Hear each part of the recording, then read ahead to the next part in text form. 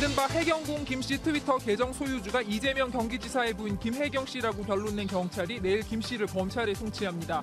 이 지사를 사퇴시키라는 야당의 압박에 민주당 지지자들 사이에서도 출당 요구가 나오는 가운데 곤혹스런 민주당은 공식 입장을 내놓지 않았습니다. 양승태 전 대법원장 시절 법원행정처가 양 전 원장이 퇴직 후 받을 연금을 올려달라고 정부에 요구한 사실이 드러났습니다. 양 전 원장 취임 직전 연금법이 바뀌어 퇴직 연금이 적다고 걱정하며 제도 변경을 위한 문건까지 작성했습니다.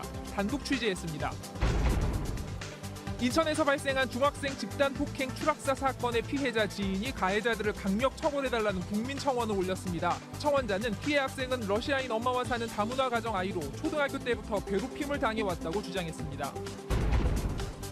수능이 끝난 첫 휴일 수시 논술 전형이 치러진 주요 대학은 학생들과 학부모들로 북적였습니다. 올해 수능이 예년보다 어려운 것으로 분석되면서 논술 시험에 학생들이 대거 몰린 겁니다.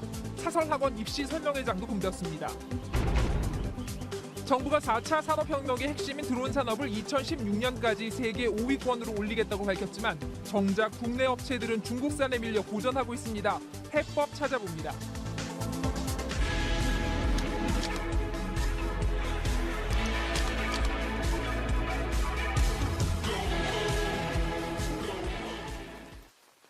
경찰이 이재명 지사의 부인 김혜경 씨를 내일 검찰에 기소 의견으로 송치합니다. 이재명 지사는 이틀째 모습을 드러내지 않고 소셜미디어를 통한 해명에 주력하고 있습니다. 향후 있을 법적 공방, 검찰 수사에 대비하고 있는 것으로 보입니다. 첫 소식 전예지 기자가 보도합니다. 이재명 지사는 경찰 수사 발표 이후 이틀째 모습을 드러내지 경찰이 이재명 지사의 부인 김혜경 씨를 내일 검찰에 기소 의견으로 송치합니다. 이재명 지사는 이틀째 모습을 드러내지 않고 소셜미디어를 통한 해명에 주력하고 있습니다. 향후 있을 법적 공방, 검찰 수사에 대비하고 있는 것으로 보입니다. 첫 소식 전예지 기자가 보도합니다. 이재명 지사는 경찰 수사 발표 이후 이틀째 모습을 드러내지 않고 있습니다. 경기도 분당의 자택을 찾은 취재진도 만나지 않았고 지사님 계십니까? 이재명 지사의 측근들 역시 언론 접촉을 꺼렸습니다. 사안의 중대성을 고려해 단발성으로 대응하기보다는 치밀하게 검찰 수사에 대비하고 있는 것으로 보입니다. 대신 SNS를 통한 해명에는 적극적이었습니다. 이 지사는 유튜브에 경찰 수사를 반박하는 동영상을 올렸고 아내는 경선에서 패한 남편 대신 진심을 다해 김정수 교사를 도왔고 우리 부부는 문재인 대통령 당선을 위해 트위터에는 경찰과 김혜경 씨 중 누구의 주장이 맞는지 누리꾼들의 의견을 묻는 투표를 진행했습니다. 경찰은 트위터 계정 주인과 김 씨가 같은 사람이라는 정황을 다수 발견했다는 입장이지만 내일 검찰에 송치하면서 관련 정황을 추가로 공개하지는 않기로 했습니다. 경찰 관계자는 언론에 공개하면 여론재판이 될 수 있기 때문에 향후 법정에서 관련 증거를 공개하겠다고 말했습니다. 경찰과 누리꾼들이 지금까지 제시한 근거는 김혜경 씨와 트위터 계정의 전화번호 뒷자리가 44로 같고 같은 메일 계정을 사용하고 있다는 겁니다. 또 트위터 계정의 휴대폰 기기가 바뀐 시점이 김혜경 씨의 휴대폰 교체 시점과 동일하다는 것이었습니다. 이에 대해 이재명 지사 측은 2013년에는 인증 절차 없이 계정을 만들 수 있었고 해당 이메일은 비서실과 선거 캠프에서 일정 공유용으로 만들어 사용하던 것이라고 반박하고 있습니다. 누군가 김혜경 씨의 전화번호와 이메일을 도용해 트위터 계정을 만들었다는 겁니다. 유리한 증거만을 채택을 하고 기소에 불리한 내용에 대해서는 반영도 안 하고 조사조차도 하지 않으려고 했었습니다. 이것은 명백하게 편파적인 수사고 트위터 본사가 해당 계정에 대한 정보를 제공하면 간단하게 확인될 사안이지만 트위터는 관련 정보 제공을 거부하고 있습니다. 앞으로 검찰 수사에서도 정황 증거만으로 양측이 진실을 다툴 가능성이 높아 치열한 공방이 예상되고 있습니다. MBC 뉴스 전예지입니다. 민주당은 오늘도 공식 입장을 내놓지 않았습니다. 정확하게는 내놓지 못하고 있는 걸로 봐야 할 것 같습니다만 경찰 발표를 무시할 수도 없고 그렇다고 인정하자니 이재명 지사 측의 반발이 거세고요. 그동안 있었던 사생활 논란과는 비교할 수 없는 사안의 폭발력 때문에 어떻게 해야 할지 고민이 많습니다. 박소희 기자가 취재했습니다. 경찰 수사 결과 발표 이틀째인 오늘도 민주당은 공식 입장을 내놓지 않았습니다. 당 행사의 모습을 드러낸 이해찬 대표도 말을 아꼈습니다. 어제 수사 결과 나오고 어떤 심정이셨는지 한 말씀만 부탁드립니다. 논란이 더 있으면 길에서 이러지 말아요. 당 입장이 좀 있을 수 있을 텐데요. 당내 분위기도 일단은 검찰 기소와 법원 재판을 지켜보자는 의견이 많습니다. 이번 사안의 폭발력 때문입니다. 그동안 논란이 됐던 가족 문제나 여배우 스캔들은 이재명 지사 개인 문제로 볼 수 있는 측면도 있습니다. 하지만 이른바 해경궁 김씨 계정 사용자는 문재인 대통령과 노무현 전 대통령을 비난하고 심지어 세월호 유족을 비하하는 막말을 하기도 했습니다. 특성과 관련된 문제여서 경찰 발표를 인정한다면 이 지사에 대한 징계가 불가피합니다. 실제 일부 문재인 대통령 팬클럽은 이재명 지사가 탈당하지 않으면 출당 조치를 해야 한다고 요구하고 나섰습니다. 하지만 이 지사 측의 반발이 만만치 않아 법원의 최종 판결 전에는 어떤 입장을 내놓더라도 내부 갈등으로 비화될 가능성이 높습니다. 당 지지도에도 나쁜 영향을 미칠 수밖에 없습니다. 민주당 고위 관계자는 MBC와의 통화에서 본인이 관련 사실을 인정했던 안희정 전 지사 때와는 상황이 다르다면서 지지자들이 첨예하게 맞서고 있어 공식 입장을 내는 것 자체가 긁어부스럼을 만드는 꼴이라며 복잡한 속내를 털어놨습니다. 민주당 의원 중 유일하게 공식 입장을 밝힌 표창원 의원도 경찰 발표가 사실일 경우 이 지사는 사퇴해야 한다면서도 이 지사 측은 억울하다는 입장인 만큼 법원 판결을 기다리는 게 옳다고 말했습니다. 내부 분열을 막을 뾰족한 방법이 없어 침묵을 선택한 민주당. 야당들은 도덕불감 식물정당이라며 공격 수위를 높이고 있어 어떻게 해야 하나 고민이 깊어지고 있습니다. MBC 뉴스 박소희입니다.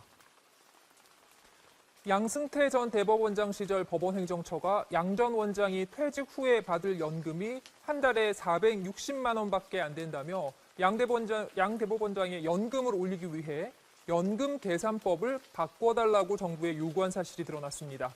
김정인 기자가 단독 보도합니다. 저는 법관이 법과 양심에 따라 재판하기 위해서 어떠한 형식의 부당한 영향도 받지 않도록 저의 역량을 다 바칠 것을 약속합니다. 양승태 대법원장 취임 1년 뒤 법원행정처는 대법원장 연금 산정 시 문제점이라는 문건을 만듭니다.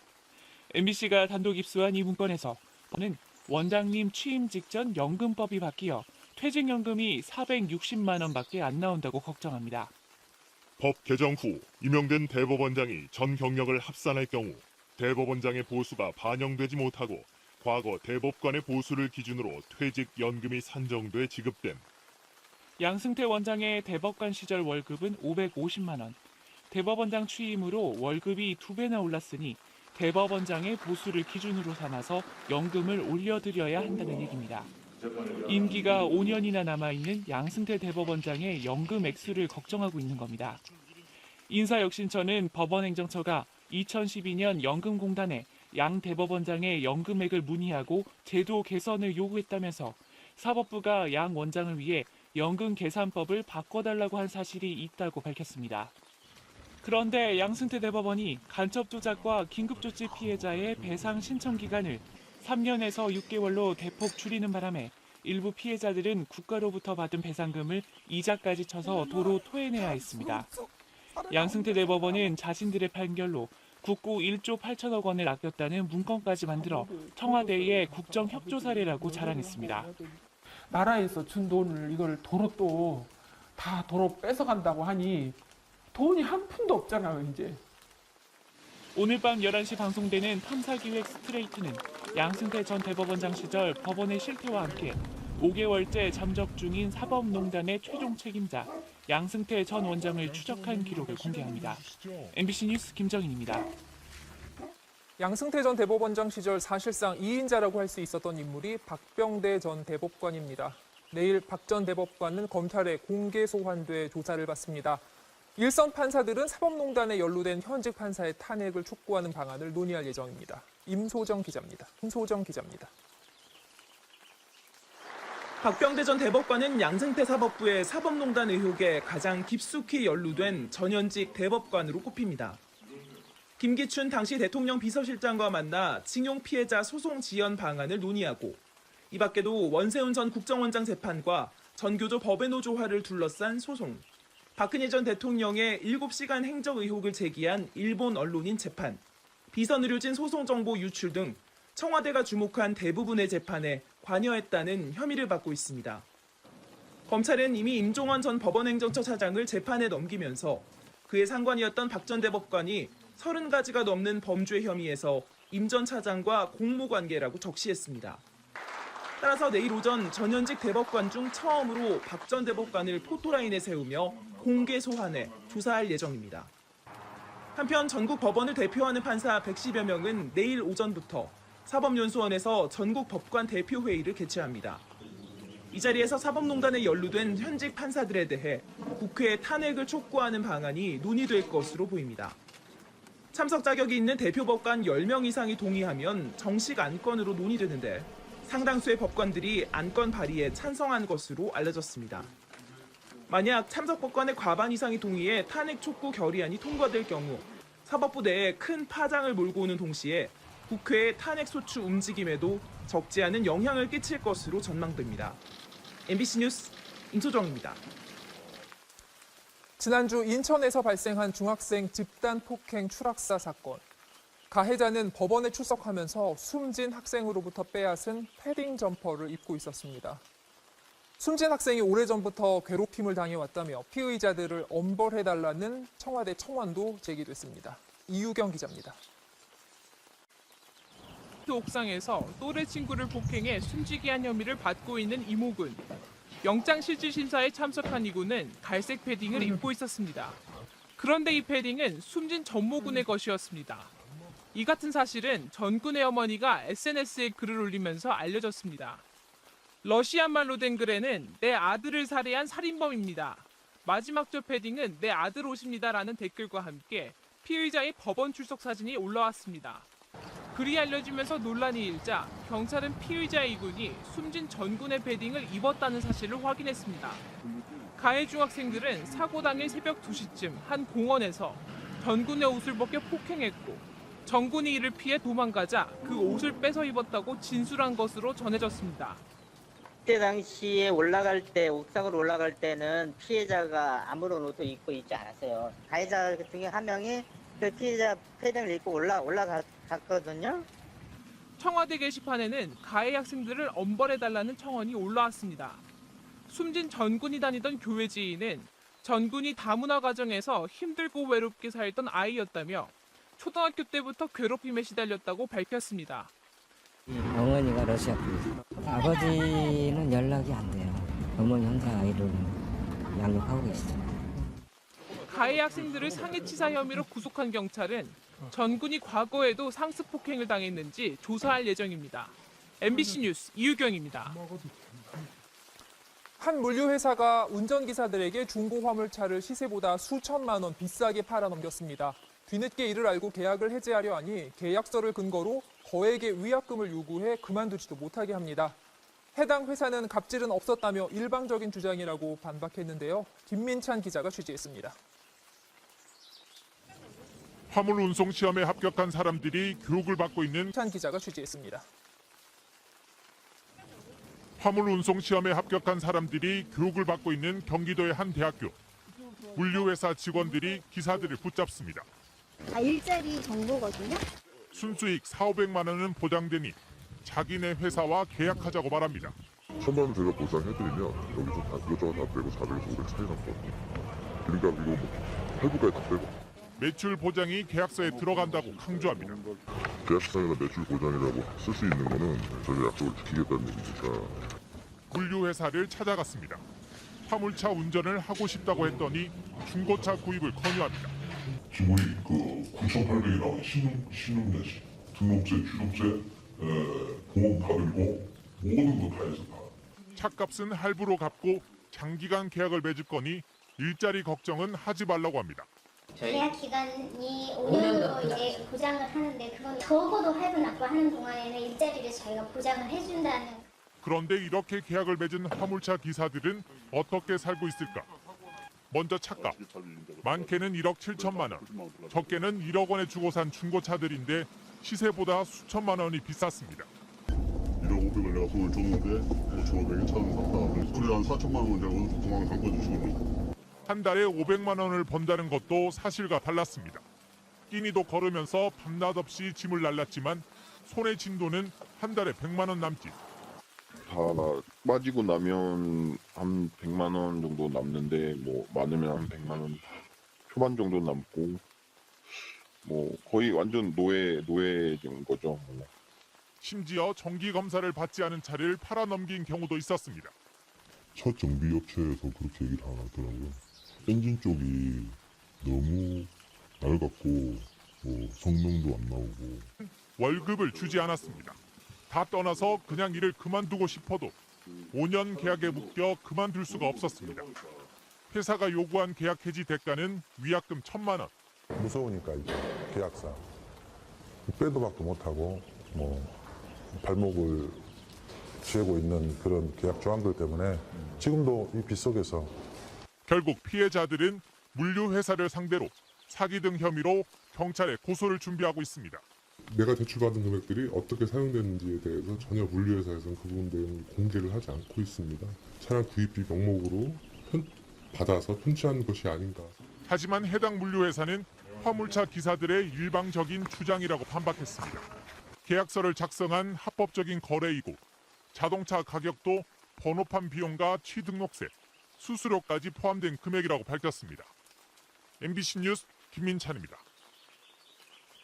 수능이 끝난 첫 휴일 주요 대학의 논술 시험과 입시 설명회에는 학생과 학부모들이 대거 몰렸습니다. 수능이 어려웠던 만큼 올해엔 남은 기간 입시 전략을 잘 세우는 게 중요하다고 하네요. 윤정혜 기자가 보도합니다. 서울의 한 대학 논술 시험장. 불과 사흘 전에 수능을 치르고 다시 논술 시험장에 나온 수험생들의 표정엔 간절함이 묻어납니다. 약간 수능이 안 나오긴 했는데 이제 남은 수시가 몇 개 있기 때문에 그거에 지금은 집중을 하려고 하고 있습니다. 900명을 뽑는 성균관대 수시 논술 전형엔 4만 7천여 명이 지원해 52대 1의 경쟁률을 기록했습니다. 수능 뒤 첫 주말과 휴일에 열린 입시 설명회는 학생과 학부모들로 발 디딜 틈 없이 꽉 들어찼습니다. 강연자의 말을 놓칠세라 사진을 찍으며 꼼꼼히 기록하고 틈틈이 작은 목소리로 입시 전략을 의논하기도 합니다. 풀면서도 집에 가고 싶다 막 이런 생각도 그냥 저만 어려웠던 게 아닐 거니까 나랑 비슷한 점수대에 있는 학생들은 어떻게 학교를 쓰는지 그런 걸 알아보려고. 전문가들은 유독 어려웠던 수능으로 불확실성이 커진 만큼 더욱 꼼꼼한 입시 전략을 세워 대응해야 한다고 조언했습니다. 수능이 어려웠던 이유는 항상 수시에 대한 지원율이 늘었기 때문에 이번에도 아마도 수험생들은 수시에서 승부를 보려는 수험생이 많을 거라. 한편 한국교육과정평가원에 접수된 수능 이의 신청 건수는 오늘 오후 6시 기준 660건을 넘어서며 예년과 비슷한 수준을 기록했습니다. 평가원은 내일 오후 6시까지 이의 신청을 받아 심사한 뒤 오는 26일 수능 정답을 확정 발표할 예정입니다. MBC 뉴스 윤정혜입니다. 하늘을 날아다니며 교통과 환경, 건설 등 다양한 산업에 손반이 되는 드론은 4차 산업혁명의 상징입니다. 미래 성장 동력을 확보하기 위해 정부는 2026년까지 세계 5위권 드론 대국이 되겠다는 목표를 세웠죠. 그런데 정작 국내 업체들은 중국산에 밀려 위기를 맞고 있습니다. 황희준 기자가 취재했습니다.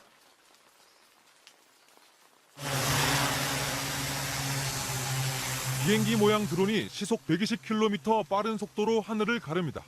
산불이나 대기오염 물질을 감지하는 센서를 달고도 보통 30분이 한계인 일반 드론과 달리 2배인 1시간까지 날 수 있습니다. 이 회사가 6번째로 개발한 드론으로 처음으로 납품 계약을 따내는 데 성공했습니다. 그러나 그전까지 만든 드론 5종은 싼 가격을 내세운 중국산에 밀려 판매처를 찾지 못했습니다. 가격 경쟁력이 안 되는 거죠. 그렇죠. 이게 전부 다 이제 국내에서 이런 거를 다 깎아서 하다 보니까. 직원 5명으로 회사 규모가 작고 아직은 흑자 기업이 아니다 보니 투자자를 찾기도 어렵습니다. 저희 같은 업체는 일단 국가 R&D 큰 R&D 들어가기도 힘들고요. 미주 뽑기도 힘들고. 국내 드론 제조업체는 40곳 정도로 대부분 종업원 10명 내외인 조그만 회사입니다. 반면 중국은 대형 업체만 10배 가까운 350곳이나 되고 시장 규모도 우리의 200배에 달합니다. 제가 들고 있는 이 드론은 세계 1위 중국 업체가 만든 제품입니다. 이 기업만 해도 세계 드론 시장의 70%를 장악하고 있습니다. 가격 경쟁력에서 크게 밀리다 보니 국내에서 판매되는 취미용 드론 10개 가운데 9개가 중국산 제품입니다. 한국 제품도 있는 걸로 알고 있지만 매장에 갔을 때는 중국 제품이 대다수인 것 같습니다. 국내에서 드론을 제조하거나 조립하는 업체 상당수가 부품은 중국산에 의존하고 있습니다. 기술력이라든가 자본력 이런 것들이 사실 경쟁하기 힘든 부분이 좀 많아서 개별 업체들이 그 시장에 투자를 하거나 할 수 있는 여력이 좀 없어서 정부 부처와 공기업이 사용하는 드론 60% 가까이도 중국산이고 국산 제품은 20%도 안 됩니다. 정부가 5년 안에 드론 산업을 20배 이상 키우겠다는 계획을 내놓았지만 국내 업체의 경쟁력을 키우지 않으면 과실은 중국 업체들이 차지할 가능성이 큽니다. MBC 뉴스 황희준입니다. 보신 것처럼 대량 생산을 앞세운 중국 업체와 경쟁에서는 승산이 많이 없습니다. 그래서 국내 업체들은 산업용 드론으로 승부해야 한다고 말합니다. 산업용 드론 지원을 위한 정부의 선제적인 규제 완화도 필요하겠죠. 이어서 이재민 기자가 보도합니다. 검은색 공 같은 드론이 하천 위로 날아갑니다. 2m 길이 관을 수면 위로 떨굽니다. 강 구석구석 원하는 대로 날아가 펌프로 물을 퍼올립니다. 수질을 측정하기 위해 보트로 한나절 다니던 시간이 한두 시간으로 줄었습니다. 갯벌 퇴적물을 채취하는 제품까지 나와 환경연구에 쓰는 드론의 활용도를 대폭 늘렸습니다. 지금이 형성되어 있는 드론 시장보다는 훨씬 더 크고 훨씬 더 부가가치가 많이 남는 시장이기 때문에 다시 따라잡을 수 있지 않을까. 세계 시장에서 취미용 드론은 재작년 22억 달러에서 10년 뒤까지 연평균 8% 정도 성장할 걸로 예상하지만 산업용은 50%씩 늘어날 전망입니다. 공중에서 대형 건축물 공사 진행도를 파악하거나 농작물에 농약을 뿌리는 등 특히 건설과 농업 분야에서 각광받고 있습니다. 정부가 앞으로 3년 동안 공공기관에 드론 3,200대를 보급하기로 했지만 우선 수요에 맞는 드론을 개발할 수 있게 지원해야 한다는 지적이 나옵니다. 드론을 사들이고 하는 그런 것보다는 간접적으로 지원하는 것이 훨씬 더 낫다고 생각합니다. 그래서 이러이러한 데이터가 필요하다 하는 걸 먼저 주라는 거죠. 중국은 지난 2014년부터 측량에 드론을 쓰고 일본에서도 재작년 건설 현장 측량에 반드시 드론을 사용하도록 규정했습니다. 한국은 드론 측량 자료를 공식적으로 인정하지 않고 보통 3m 높이에서 작업하는 농사용 드론조차 닷새 전에 공군 허가를 받는 경우도 있습니다. MBC 뉴스 이재민입니다. 뉴스와 정보가 넘쳐나는 시대, 가짜 뉴스가 너무 감쪽 같은 경우가 많아서 진짜와 가짜를 구별하는 게 점점 어려워집니다. 학교에서 글자를 배워 문맹에서 벗어나는 것처럼 각종 미디어의 정보를 읽어내는 능력을 키우는 이른바 미디어 리터러시 교육이 국내에서도 확대되고 있습니다. 이필희 기자가 취재했습니다. 한 중학교의 자유학기제 수업. 학생들이 컴퓨터로 가짜 뉴스를 만들어 보는 실습을 하고 있습니다. 이 중에 가짜 뉴스가 숨어 있잖아요. 어떤 게 가짜 뉴스일 것 같은지 여러분들이 한번 머릿속으로 생각해 보세요. 간단한 프로그램으로 글자와 사진을 바꿨을 뿐인데 화면에서 접하는 뉴스는 진짜와 가짜를 구별하기 어렵습니다. 대변으로 벽돌을 만들었다는 가짜 뉴스는 다른 학생에 의해 금세 들통이 났습니다. 대변이 아니라 소변이라고 돼 있거든요. 비슷한 주제로 만드니까 다른 사람이 봤을 때도 뭔가 진짜 뉴스로 믿을 것 같았어요. 왠지 어려울 것 같았는데 그냥 좀 생각보다 쉽고. 수업을 마친 학생들은 일상에서 접하는 정보들이 가짜일 수 있다는 의문을 갖게 됐다고 말합니다. 여러 뉴스를 볼 때 되게 이 뉴스는 진짜이고 진짜가 아닐 수도 있는 그런 의심을 하면서 되게 꼼꼼히 볼 것 같아요. 가짜 뉴스 구별 교육은 청소년뿐 아니라 어르신들을 상대로도 이뤄지고 있습니다. 특히 인공지능 기술의 발달로 이제는 사람을 촬영한 동영상까지도 얼마든지 가짜로 만들 수 있습니다. 문자라든지 뭐 이런 정도로는 생각을 했어도 AI까지 해서 얼굴까지 저렇게 하고 또 목소리까지 변조하는 그런 모습을 보면서 너무 놀랐습니다. 가짜 뉴스가 범람하는 시대에 이처럼 의문을 갖고 미디어를 읽어내는 것은 우리 모두에게 필요한 능력이 되고 있습니다. 학교에서 배우는 대로 그대로 이제 학습하는 건 정답을 빠르게 찾는 인재가 되는 거고, 그게 아니라 다양한 해답을 찾아보려면 물음표에서 시작을 해야 될 것 같거든요. 미국은 이미 일부 주에서 이 같은 미디어 리터러시 교육을 정규 교육 과정에 포함시키고 있습니다. 하지만 우리나라는 이제 국회에서 법안 논의가 시작되고 있는 실정입니다. 건강한 시민으로서, 책임 있는 시민으로서 권한을 행사하고 의무를 하기 위해서는 어떤 정보가 참이고 어떤 정보가 거짓인지를 알아야 선택을 할 수 있습니다. 10여 곳 중학교에서 진행됐던 미디어 리터러시 교육은 내년에는 전국 600여 개 학교로 확대될 예정입니다. MBC 뉴스 이필입니다. 세상은 빠르게 변하고 있다. 북한 김정은 국방위원장이 유리공장을 시찰하며 이렇게 언급했습니다. 이 공장은 4년 전에도 찾았던 곳인데 그때와 달라진 점이 특히 눈에 띄었습니다. 김재영 기자가 보도합니다. 오늘 북한 매체가 김정은 북한 국무위원장의 광학유리 생산 공장 방문 소식을 전하며 공개한 사진입니다. 김 위원장의 말을 열심히 메모하고 있는 최룡해 노동당 부위원장, 그리고 마원춘 국무위 설계국장 등이 보입니다. 그러나 대부분은 낯선 얼굴들로 모두 군부 인사가 아닌 당 간부들이나 현지 시설 관계자들인 걸로 파악됐습니다. 4년 전 군 인사들과 이 시설을 찾았을 때와는 사뭇 달라진 모습입니다. 당시엔 군수공장 시찰의 일환으로 황병서 군 총정치국장이나 장정남 인민무력부장 등 군 간부들이 대거 동행했습니다. 하지만 오늘 방문에서 김 위원장은 세상은 빠르게 변하며 발전해가고 있다며 생산과 검사 공정의 현대화와 신기술 도입에 집중해 세계적인 제품을 만들 것을 주문했다고 조선중앙TV는 보도했습니다. 여느 기업 CEO로부터 흔히 들을 수 있는 당부의 말을 한 것으로 북한은 최근 들어 신의주 경제개발 계획을 보도하는 등 병진 노선 대신 경제 중심 노선으로 전환한 사실을 적극 홍보하고 있다는 분석입니다. 정상 국가화를 지향함으로써 결국 경제 발전과 정상 국가의 선순환 관계를 이끌어내는 전략이 담긴 것으로 분석합니다.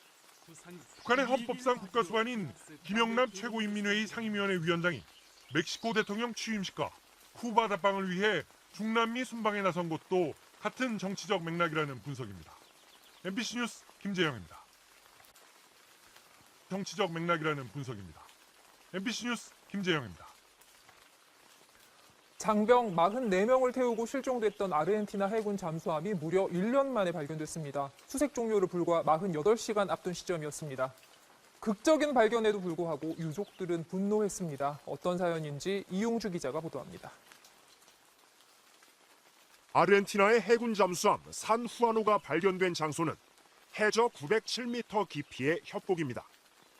실종된 지 1년하고도 하루 만으로 마지막 교신 지점 근처에서 선체 주요 부품이 발견됐습니다. Se trata de una heroína y 43 héroes que dejaron un vacío irreemplazable en las vidas de sus seres queridos. 아메리카 대륙 최남단에서 출발해 북상하던 잠수함은 해안에서 400여 킬로미터 떨어진 지점에서 전기 시스템 고장을 보고한 뒤 연락이 끊겼습니다. 이번 발견은 미국의 한 해양 탐사업체가 지난 9월부터 진행한 수색의 결과로 최대 6,000m 해저까지 탐사할 수 있는 원격 조정 무인 탐사선이 동원됐습니다. 발견은 극적이었습니다. 악천 후로 그간 살펴보지 못했던 곳을 수색하다 발견한 건데 이때는 이미 하루 전 1주년 추모식을 치른 데다 수색 종료를 불과 48시간 앞둔 시점이었습니다.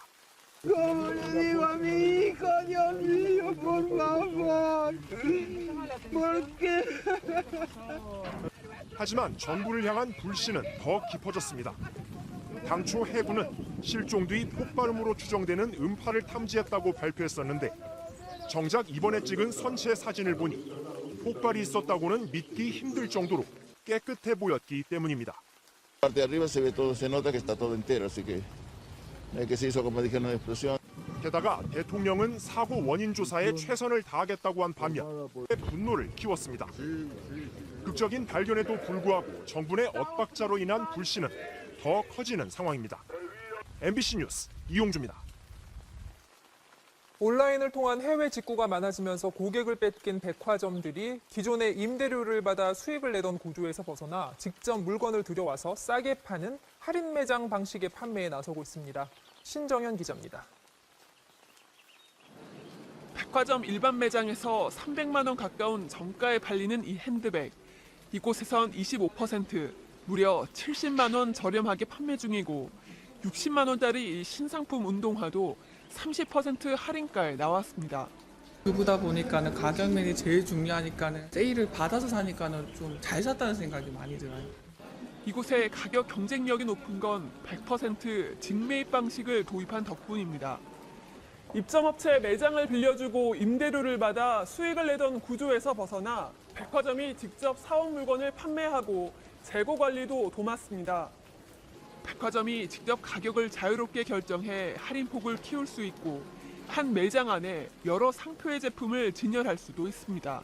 바이어들이 수시로 해외에 나가서 직매입을 해서 사오기 때문에 고객들이 원하는 상품을 그때그때 바로바로 공급해 드릴 수 있어서 이미 미국 백화점 업계는 2000년대 초반 이런 직매입 매장을 돌파구로 삼아 온라인과 아울렛에 맞서 성공을 거뒀습니다. 국내에선 3년 전 소규모 편집 매장 형태로 첫 선을 보인 뒤 최근엔 미국식 대형 할인 매장들로 발전해 수도권과 부산 등에서 잇따라 문을 열기 시작했습니다.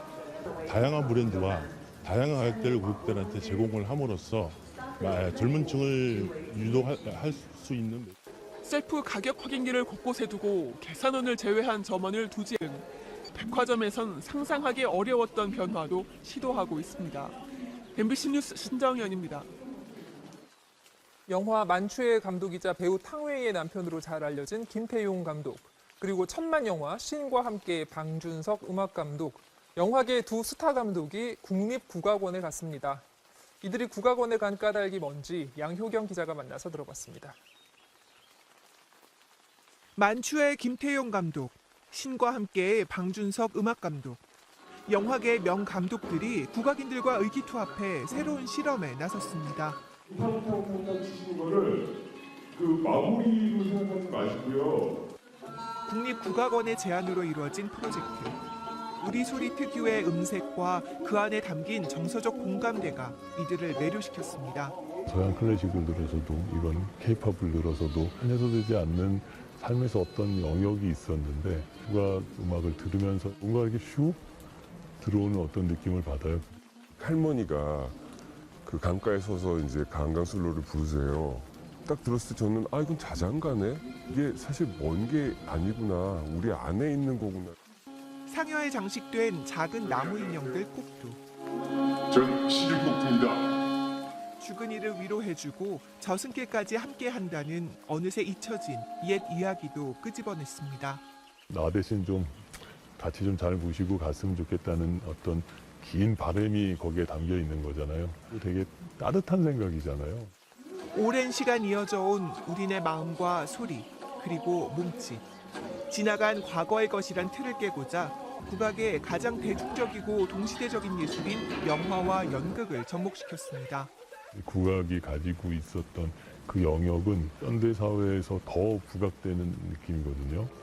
그렇게 완성 관객 점유율이 90%가 넘습니다. 저 안에 있다는 것은 우리 모두가 공유한다는 거잖아요. 우리 국악이 최고야. 이걸 알려야 돼. 뭐 그런 어떤 맥락에서가 아니라 현재 진행형인 거예요. MBC 뉴스 양효경입니다. 요즘 경남 창원 주남 저수지에 겨울을 나기 위해 모여든 철새들로 장관입니다. 철새들의 화려한 군무를 카메라에 담았습니다. 이상훈 기자입니다. 겨울을 알리는 철새들이 주남 저수지에 모였습니다. 천연기념물 큰고니들은 깃털을 손질하며 한가로이 시간을 보내고 시베리아에서 온 가창오리와 멸종 위기종 큰기러기들도 털을 잡고 유유히 헤엄칩니다. 천연기념물 제도르미들은 인근 논에 떨어진 벼이삭을 쪼아 먹거나 긴 날개를 펼치며 군무를 선보입니다. 천적인 흰꼬리 수리가 뜨자 가창오리 떼는 하늘에서 한바탕 추격전을 벌입니다. 석양이 질 무렵 펼쳐지는 철새들의 군무는 탐방객들의 탄성을 자아냅니다. 아, 네. 오리카드 들고 애기한테 오리 보여주러 왔는데 날씨도 좋고 너무 좋은 것 같아요. 현재 주남 저수지엔 가창오리 1,500여 마리, 큰곤이 1,200여 마리 등 예년보다 1.5배 정도 많은 겨울 철새들이 찾아왔습니다. 낙동강 하구 개발로 인해 철새 서식지는 줄어든 반면 주남 저수지의 먹이 환경은 개선되면서 철새가 몰려들고 있는 것으로 분석됩니다.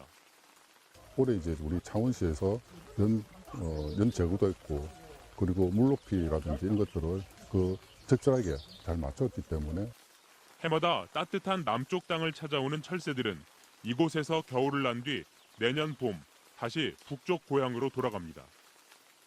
MBC 뉴스 이상훈입니다.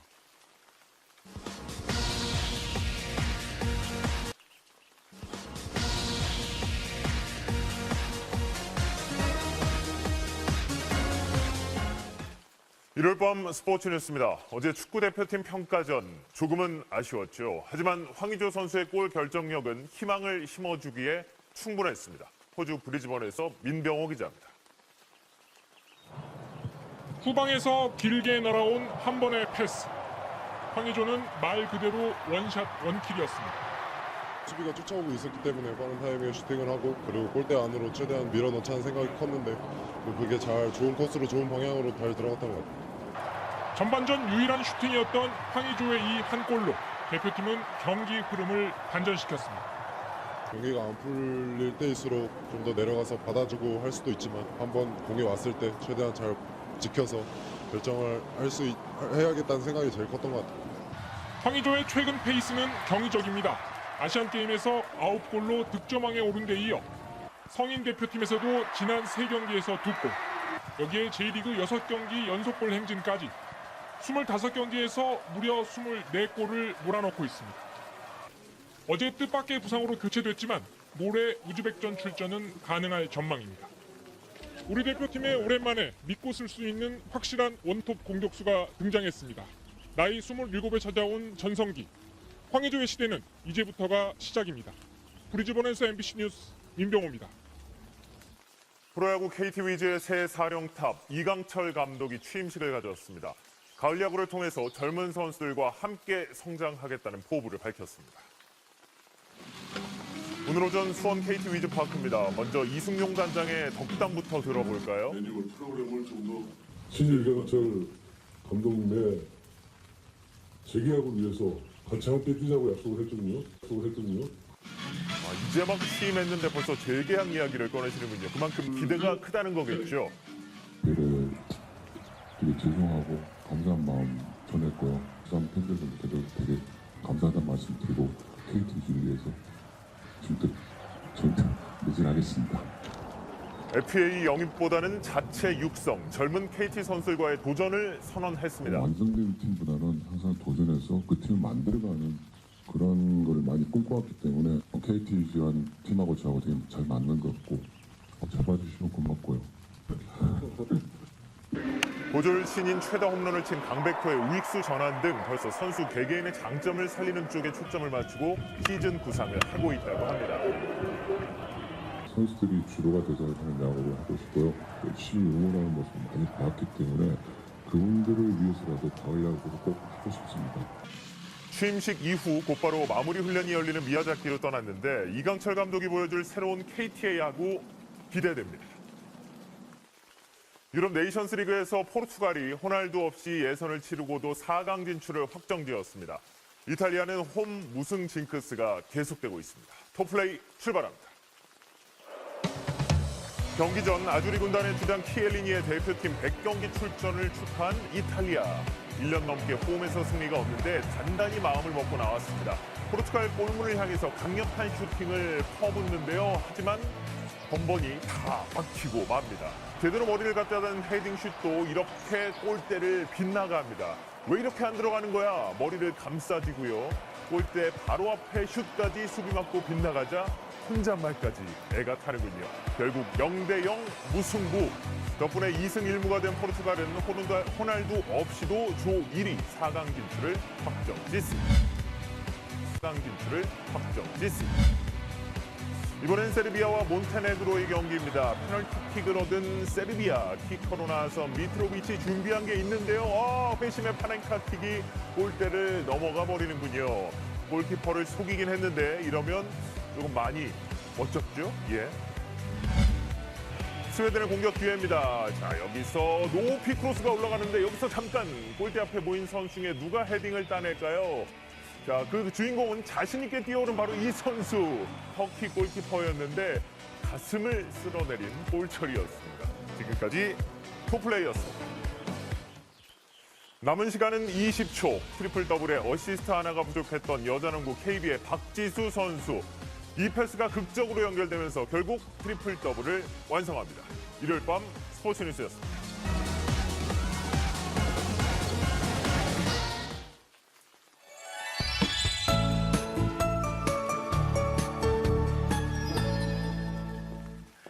네, 미세먼지 때문에 차라리 추운 게 낫다라는 분들도 계실 텐데요.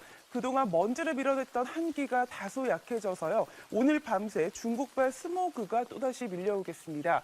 자정 이후부터 서풍을 타고 고농도의 미세먼지가 유입돼 내일 아침 서울 등 수도권을 시작으로 점차 호남 지방으로 먼지가 옮겨가겠는데요. 내일은 서쪽 지방 온종일 나쁨 수준이 예상되고요. 그 밖에 곳곳으로도 농도가 짙어질 수 있겠습니다. 내일 아침 서울의 기온은 4도로 오늘보다 다소 올라 예년 이맘때보다도 높겠는데요. 주 후반으로 갈수록 더 추워지겠습니다. 첫눈이 내린다는 절기 소설이 지난 이후에는 서울의 아침 기온이 영하 1도까지 떨어지겠습니다. 지금 우리나라는 높은 구름이 지나고 있는데요. 점차 북쪽에서 낮은 구름대가 들어와서요. 내일 아침 중부 서해안에 빗방울이 떨어지겠고 남부 내륙으로는 안개가 짙게 끼겠습니다. 내일 중부집 오늘과 크게 차이 나지 않겠고요. 남부지방의 한낮 기온은 16도 안팎까지 오르겠습니다. 다음 주 수요일에는 전국 곳곳에 비 소식이 들어 있습니다.